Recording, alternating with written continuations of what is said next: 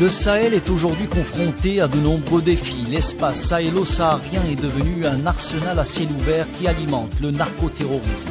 Malgré les crises qui le traversent, le Sahel reste une région extrêmement convoitée. Géopolitique du Sahel est un rendez-vous hebdomadaire dont le but est de mieux comprendre cette région et de cerner les enjeux derrière la rivalité qui oppose les grandes puissances pour son contrôle. L'émission est animée par Leila Gertal sur Radio Ifriqiya FM.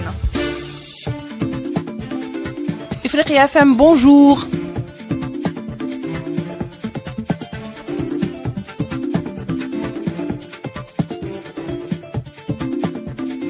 Merci de nous rejoindre à Géopolitique du Sahel. Géopolitique du Sahel aujourd'hui va s'écarter un petit peu du Sahel pour aller parler de ce qui se passe aujourd'hui au Moyen-Orient où l'embrasement atteint son comble.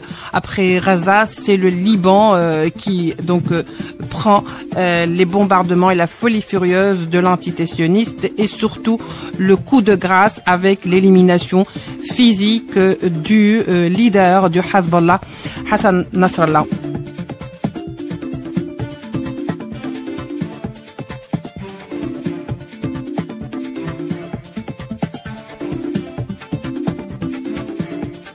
On va voir aujourd'hui ensemble à Géopolitique du Sahel quelles seraient ou quelles en seront aujourd'hui dans le futur les répercussions de l'élimination et de la mort de Hassan Nasrallah. Pour en parler, nous accueillons avec beaucoup de plaisir Ahmed Kateb, professeur universitaire, consultant à Ifriqiya FM, qui est avec nous par téléphone. Ahmed Kateb, bonjour, merci d'être avec nous. Bonjour, merci pour l'invitation. Et bien sûr, Abdelkader Soufi, ici présent, donc consultant à Ifriqiya FM, professeur universitaire. Abdelkader Soufi, bonjour. Bonjour.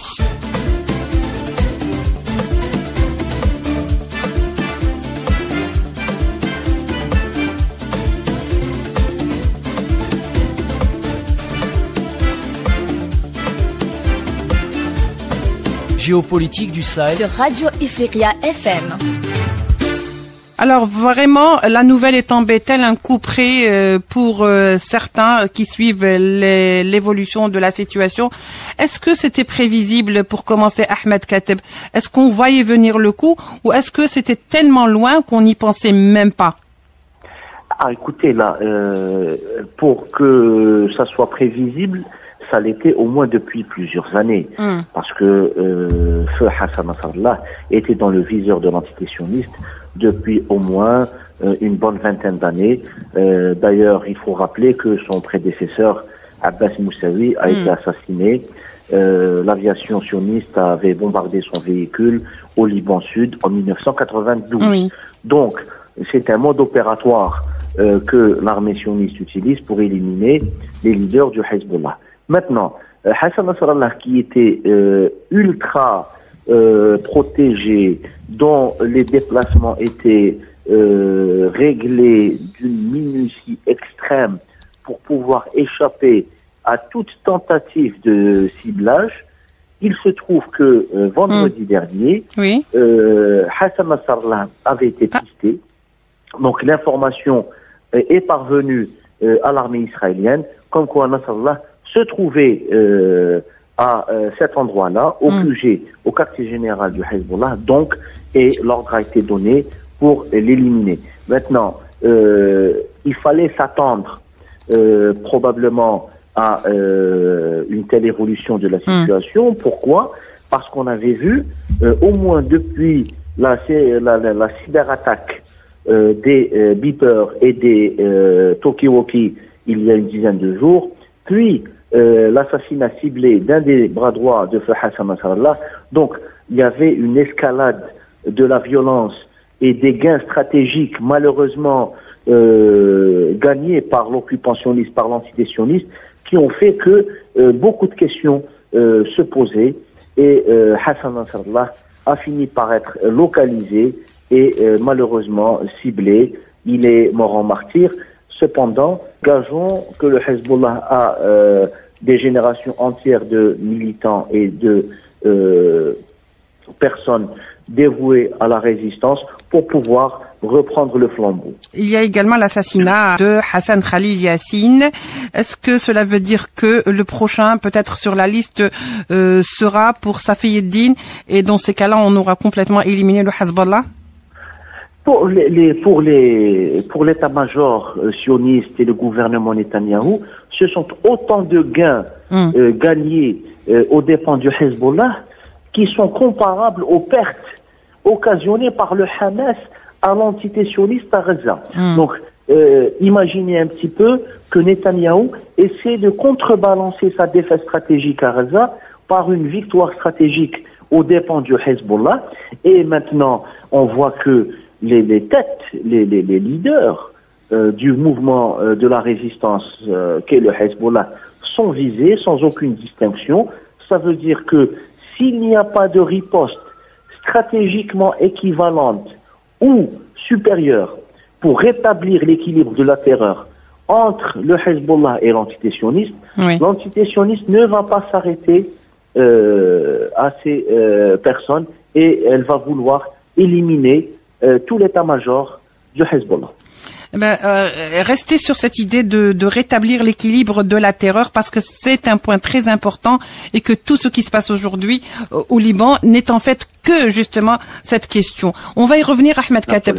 Justement, Abdelkader Soufi, aujourd'hui que Hassan Nasrallah n'est plus et que certains leaders, d'autres leaders ont suivi, donc des leaders du Hezbollah qui auraient pu peut-être prendre sa place.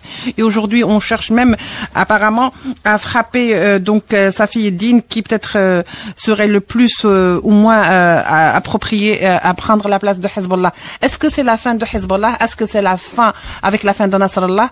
Est-ce que c'est la fin de la résistance, si on peut poser la question ainsi? Est-ce que aujourd'hui, ça veut dire que finalement, le Liban est devenu une terre permise? Vous savez, Hezbollah, c'est pas 100 personnes, c'est pas 1000 personnes, c'est pas 10 000 personnes. Hein. Oui. Voilà. C'est le symbole, donc je veux dire le symbole même de la résistance au sud. Très bien. Donc, il y aura toujours au sein de Hezbollah, quel que soit, j'allais dire, les dégâts subis, parce que il est vrai que on peut dire qu'ils sont en train de perdre la bataille, mais pas la guerre. Oui. Donc ils auront un temps de se ressaisir, de se reconstituer, de se reconstruire. Quand je parle de se reconstituer, je parle de l'élite, car l'arsenal et le moyen donc répressif de Hezbollah reste intact. Non, le moyen militaire, il est toujours là. Donc c'est surtout l'action de toucher les leaders pour déstabiliser. Mais vous savez, donc la pensée est tout autre. Chez les musulmans, quand ils perdent un leader, ils en trouvent 20, 100. Il y a toujours. Et en plus, maintenant, si c'est une très bonne chose que vous venez de dire, Abdelkader Soufi, puisque effectivement, il a été dit que dans la classe dirigeante du Hezbollah, ils ont tous été entraînés pour être des Nasrallah finalement. Oui. Et en plus, il y a une organisation parfaite chez le Hezbollah. On peut penser à plus d'un pour succéder à Hassan Nasrallah. Seulement, c'est vrai que des fois cette patience stratégique, des fois elle est synonyme certainement des fois d'erreurs stratégiques, car cette patience que le Hezbollah a privilégié ne pas attaquer donc en premier, car il estimait que frapper par exemple lourdement l'entité sioniste, la riposte serait sur des civils au Liban. C'est le cas en tous les cas. L'entité sioniste, vous voyez la géométrie variable de la prise de bec et de décision à l'international. Quand l'entité sioniste attaque, c'est un droit de défense, oui. Mais si le Hezbollah ou le Hamas, c'est une attaque. Voilà, donc c'est plus qu'une attaque, c'est un acte terroriste. Terroriste. Il n'en demeure pas moins que aujourd'hui le Hezbollah est déstabilisé, mais je pense que ça va prendre quelques jours et il y aura une vengeance. Vous savez que aujourd'hui, la stratégie de l'entité sioniste est claire, c'est d'attaquer les têtes. C'est de couper. Rappelez-vous, on a tué le président iranien, on a attaqué Soleimani, on a attaqué, donc on a tué, Haniya, et là. Et des leaders au Liban, du Hamas. Exactement. Donc, c'est la feuille de route de l'entité sioniste, c'est s'attaquer aux leaders. Mais maintenant, c'est vrai que ce qui s'est passé, peut-être que c'était à la fois préparé, mais surtout, moi je dis, c'est parce qu'il y avait de l'intelligentsia. Oui, tout à fait. Au profit de l'entité sioniste, parce que je crois qu'après avoir éliminé cette possibilité chez le Hezbollah de communiquer, ils étaient obligés donc de trouver d'autres moyens, notamment se réunir, voilà. Et il y a le facteur humain qui rentre en jeu, hélas. Oui. Donc, voilà. Donc c'est la fin de la résistance ou pas? Non. Non. C'est très loin. D'ailleurs, l'entité sioniste se prépare à une invasion terrestre. Mais c'est là où elle va se casser les dents. Et ils le savent très bien. Le territoire libanais, c'est pas Gaza. C'est 31 kilomètres de largeur sur une profondeur de dizaines de kilomètres.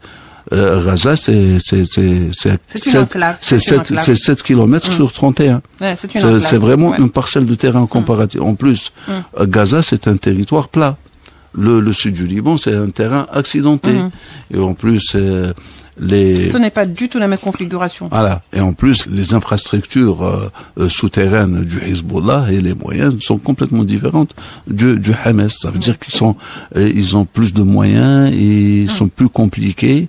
Et là, c'est autre chose. Faut pas oublier que aussi, si le Hezbollah a été touché dans sa tête, c'est que aussi il y a la résistance en Syrie, en Irak, en Iran, au Yémen. D'ailleurs, il y a des bases américaines qui ont été attaquées par la résistance pour dire que on ne résiste pas que au Liban. Et puis, il n'y a pas que le Hamas qui défend la cause palestinienne, parce qu'en définitive, pourquoi on s'attaque au Hamas? C'est pourquoi Hamas fait de la résistance. C'est un mouvement de résistance par rapport à l'occupation de la Palestine. Oui. Et il faut pas oublier que c'est une guerre asymétrique. Ça veut dire que Hezbollah n'a pas les moyens d'un État, mais il a le moyen de faire très mal. Et il le fait donc dans la durée et dans le temps.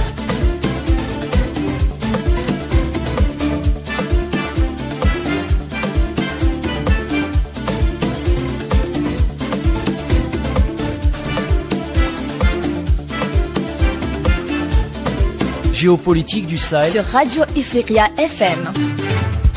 Je voulais faire un petit parallèle, Ahmed Kateb, justement lorsque, rappelez-vous, il y avait cette résistance du Hamas et que Cheikh Yassine a été éliminé et on pensait que c'était la fin du Hamas et on voit aujourd'hui que le Hamas a repris de la verve. Alors, c'est le cas au fait finalement pour le Hezbollah? Forcément et certainement. Chaque mouvement révolutionnaire vit et perdure grâce à ses militants, grâce à ces générations qui ont cette conviction de vouloir lutter pour la justice, pour des idéaux et contre tout ce qui est injustice, impérialisme, et dans le cas de notre théâtre d'opération, c'est-à-dire le Moyen-Orient et l'Afrique du Nord, contre le sionisme. Donc on est dans cette logique de combat perpétuel. Rappelez-vous, 132 ans de colonialisme en Algérie, c'était grâce à la mobilisation de tout le peuple algérien. Malgré le cortège de martyrs, tous les martyrs qui sont tombés au champ d'honneur n'ont pas altéré la volonté du peuple à arriver à sa fin, à laquelle c'est gagner l'indépendance, arracher la souveraineté nationale, reprendre, restaurer la souveraineté nationale. Et pour le Hezbollah, comme pour le mouvement Hamas, Nasrallah ou Ismail Haniya ne sont que des symboles, certes, mais il y a la continuité. Rappelez-vous l'Arabi Ben Mehdi, Mustafa Ben Boulaïd chez nous, et j'en passe, pour citer que ces deux martyrs illustres. Mais il y a des milliers de martyrs Rappelez-vous Ernesto Che Guevara en Amérique latine. Il y a donc partout, il y a cet esprit révolutionnaire, cet esprit de justice qui reste éveillé et qui reste mobilisateur, d'autant plus que les raisons qui ont présidé la naissance de cet esprit de résistance sont toujours là, objectivement. C'est la résistance contre le colonialisme, contre le sionisme, contre l'impérialisme. Et c'est tout à fait normal que le Hezbollah reste peut-être pas dans sa configuration qu'on lui connaissait, parce qu'elle est tributaire du charisme, de la personnalité, du génie de Feu Hassan Nasrallah. Mais le Hezbollah étant un mouvement libanais, il ne faut pas l'oublier, qui est membre du gouvernement libanais, et c'est un deuxième point très important, ce qui explique la graduation dans l'escalade de la violence opérée par le mouvement depuis le 7 octobre dernier. C'est un mouvement qui a dans sa logique la raison de l'État, donc la préservation de la société libanaise, du peuple libanais. Il n'est pas nihiliste. Ce n'est pas un mouvement va-t-en-guerre. Il aurait pu, dès le 8 octobre, embraser le Liban, la région, le nord de l'entité sioniste, etc. D'autant plus qu'il a subi plusieurs provocations. Tout à fait. Donc, la réponse a été à chaque fois graduelle et ciblée. Ça explique une grande maturité chez ces dirigeants. Maintenant, qu'adviendra-t-il? Donc, pour rétablir, comme je l'ai dit plus tôt, l'équilibre de la terreur, pour que les sionistes ne pensent pas qu'ils sont sur un terrain conquis et qu'ils ne pensent pas, surtout, passer à l'offensive terrestre. Et qu'ils en ont fini avec la résistance. Une occupation du terrain matériel, géographique, et vouloir en finir avec la résistance, là, la donne va changer, bien évidemment, parce que le mouvement est un mouvement de guérilla, ce n'est pas une armée régulière. Tout à fait. Donc, ces militants sont aguerris à ce genre de lutte révolutionnaire, de guerre, donc de combat. Et on a vu le précédent de Reza, l'armée qui a été réputée l'une des plus importantes, les mieux équipées, gonflée à bloc. On a vu la fin du mythe. Et parce que c'est véritablement la fin d'un mythe, celui de l'invincibilité de l'entité sioniste. Tout à fait, on l'a vu sur le terrain, et c'est pour ça que Netanyahou et sa clique sont en train de pousser très loin la provocation pour s'acharner contre le Liban, contre le Hezbollah, afin de rétablir un honneur. Bon, c'est trop dire, parce que un pays comme ça, un gouvernement pareil, n'a absolument pas d'honneur. C'est un gouvernement de déshonneur, c'est un gouvernement de criminels. Il veut rétablir une certaine légitimité auprès de la population de l'entité pour dire, même si j'ai échoué à Gaza, voilà, j'ai éliminé les chefs du Hezbollah et j'ai enlevé une épée de Damoclès. Ça m'étonnerait que l'épée de Damoclès soit enlevée par rapport au nord de l'entité sioniste. Il y aura d'autres Nasrallah. Parce qu'on voit même le jour du bombardement de la banlieue sud de Beyrouth, de la Dahiya, on a vu que le mouvement poursuivait le lancement des missiles sur l'entité sioniste, et vendredi et samedi et même dimanche. Donc on voit que le mouvement a gardé sa matrice. C'est vrai qu'il est en train d'absorber le choc stratégique. De quoi demain sera-t-il fait? On en sait rien. La bonne question. On attend et on voit venir, parce que il faudrait peut-être analyser à froid un petit peu pour pouvoir raisonner bien plus logiquement. Tout à fait. Oui. Abdelkader Soufi, alors la question a été posée par Ahmed Kateb. Quelles sont les répercussions aujourd'hui d'une telle disparition? D'ailleurs, il n'y a pas que Nasrallah, il y a aussi, comme je le disais, Ali Karki, Hassan Khalil Yassine, et peut-être même Safi Eddin. Sa vie est menacée, parce que de toute façon, il reste aussi la cible. J'allais dire, quelles seraient les répercussions aujourd'hui dans la géopolitique, dans le monde, mais dans cette région en particulier, au Liban? D'abord, pour le Liban, c'est pas de bon augure. Donc, les Libanais déjà qui en souffrent de différents gouvernement central, il y a de différentes donc de crises confessionnelles, vous voulez dire? Non, mais multiples. Donc, il y a de tout. Maintenant, la disparition de Hassan Nasrallah, c'est pas la fin du monde. Oui, on l'a bien dit, mais certainement il y aura des répercussions. Donc, les répercussions, donc les scénarios plausible, c'est que la résistance reviendra. C'est un coup dur quand même, il faut le dire. Très dur, très dur pour le Hezbollah et pour la résistance. D'abord, l'affaire des portables et des. J'allais dire, voilà. Est-ce qu'elle n'est pas en relation finalement directe dans la localisation même de Hassan Nasrallah? Vous savez. Parce que c'est allé tellement vite. Je vais vous dire. Vous savez, l'entité sioniste a travaillé durant des années sur le suivi et le mouvement des membres de Hezbollah et la localisation, donc technique et technologique, mais aussi avec l'aide humaine. Ouais, absolument, absolument.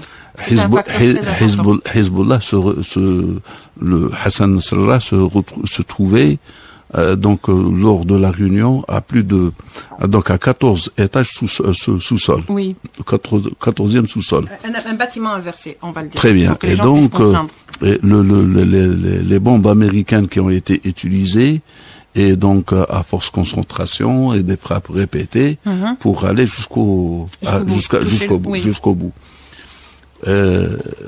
La résistance, comme je l'ai dit, a été très affectée parce que d'abord les leaders ont été éliminés, mais il y a toujours des leaders deuxième génération, troisième génération qui sont toujours là, ils sont présents et qui peuvent prendre le relais. D'ailleurs, le numéro 2 a tout de suite pris la destinée de Hezbollah provisoirement en attendant qu'il y ait. Oui. Et d'ailleurs, le Hezbollah continuait à bombarder, à faire des frappes sur le territoire occupé, donc en atteignant des objectifs militaires surtout. Si ce sont des objectifs militaires, cela veut dire qu'on est resté sur la lignée de l'action du Hezbollah. L'Iran, donc dans sa déclaration, elle a fait la même menace qu'a été depuis une semaine faite par Hassan Nasrallah, à savoir que la résistance arrivera à libérer Al-Quds. Ce qui est sûr, c'est que dans cette situation de désolation au sud du Liban, au sud de Beyrouth aussi, c'est que c'est comme une forêt que vous brûlez et que donc elle renaîtra de ses cendres. La résistance n'est pas que au Liban. Voilà. Vous avez les milices irakiennes, syriennes, iraniennes, yéménites, et le conflit ne se fera que comme ça, parce que l'entité sioniste essaye d'exporter le conflit sur toute la région. Sur toute la région. Avec l'objectif d'atteindre peut-être l'Iran. Non, même pas. Moi, je pense que pour eux, c'est la meilleure façon d'atteindre le fleuve Tabaria, donc et aller jusqu'en Irak, c'est-à-dire exécuter le plan du Grand Israël, le grand Israël. Et c'est pourquoi je crois qu'on ne s'arrête pas. D'ailleurs, le premier ministre de l'entité sioniste, il a été reçu comme héros au Sénat américain. C'est comme si il était mandaté d'une mission. Là, le génocide qui est en train de se perpétrer en Palestine et dans les pays à côté. Les commanditaires. Voilà. Oui, très bien, Abdelkader Soufi. Alors, Ahmed Kateb, quand même, il y a plusieurs questions qu'on pourrait poser. D'abord, ce qui se passe. Je ne sais pas si vous avez remarqué quand même qu'au moment où Netanyahou donnait son discours, qui a été boycotté par des délégations qui lui ont renvoyé la balle, de son image, de ce que représente son entité sioniste, au moment même, il y avait une multiplication de bombardements sur la banlieue sud de Beyrouth, sur le sud du Liban, et on était dans le désarroi. on savait pas encore si l'information était confirmée. Finalement, tout ça, c'est en lien. Quand on prend un peu de recul, même si en ce moment c'est très difficile de prendre du recul, mais on voit qu'il y a des liens à faire entre chaque situation et une autre. Oui, maintenant, il faut savoir que l'ordre d'assassiner Hassan Nasrallah a été pris à New York, a été donné à New York par Benjamin Netanyahu. Il a suivi, après son discours de la honte à l'Assemblée générale, il a suivi en direct le déroulement des opérations, parce que c'était juste quelques minutes, une trentaine de minutes après son discours. Donc, on voit que l'ordre a été donné sur le territoire, depuis le territoire américain. Et ça, il faut le souligner. Maintenant, contrairement à ce qui a été démenti. Que les Américains disent qu'ils n'ont pas été associés, qu'ils n'ont pas été prévenus, etc., ça c'est une chose. Mais le fait est que, en termes de renseignement, en termes d'armement, en termes de logistique, les États-Unis sont au cœur du dispositif de guerre de l'entité sioniste. Et ils sont justement embusqués derrière pour défendre cette entité contre toute escalade possible. Donc on voit que l'action a été prise, ordonnée, avec la bénédiction du moins tacite de Washington, de l'administration Biden. Parce que si on voit la réaction de Biden après l'annonce du martyre de Nasrallah, on comprend qu'il y a eu coordination, parce que Biden a dit c'était un méchant, le monde... il avait traité de terroriste la veille. Et il l'a qualifié de terroriste, etc. Donc, il y a une convergence d'intérêts entre l'entité sioniste et les États-Unis d'Amérique. Là, c'est un point très clair pour qu'il n'y ait pas de quiproquo et il faudrait peut-être enlever de l'esprit cette idée que l'entité sioniste est un acteur incontrôlable. Et indépendant, qui pourrait soi-disant agir sans l'aval de... Il y a un partage de rôle. Oui, exactement. Clair et net entre l'entité sioniste et son parrain américain. C'est clair. Rien n'est laissé au hasard. Et l'assassinat ciblé de Hassan Nasrallah obéit justement à cette logique. Donc, au fur et à mesure que les journées passent, on a de nouvelles informations, on a d'autres éléments qui confortent la thèse que les États-Unis sont au cœur de toute cette stratégie de remodelage de la région qui était dictée par Benjamin Netanyahu.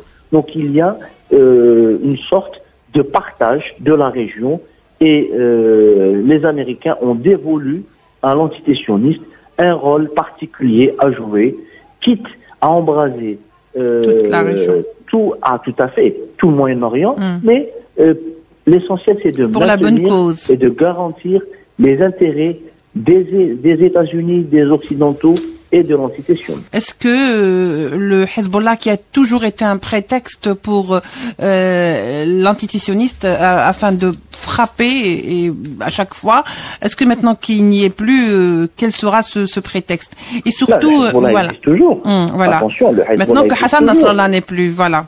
Ce n'est pas une question de tête, de leader. Oui. C'est la doctrine qui est dangereuse pour les Israéliens. Gênante, voilà. Tout à fait. Alors Mirqati dit que son pays ou qui serait prêt à accepter la résolution 1701 et on sait très bien ce que veut dire la résolution 1701. Ahmed Katab, qu'est-ce que vous en pensez justement de cette j'allais dire cette décision de Mirqati aujourd'hui qui intervient au lendemain? Mirqati est un chef de gouvernement intérimaire qui gère les affaires courantes. Le Liban vit une crise politique depuis plusieurs années et il n'a pas de président désigné ou élu. Maintenant, la déclaration de Mirqati est une déclaration qui n'est pas à placer en dehors du contexte dans lequel agissait le Hezbollah, le mouvement Amal et les partis de la résistance libanaise.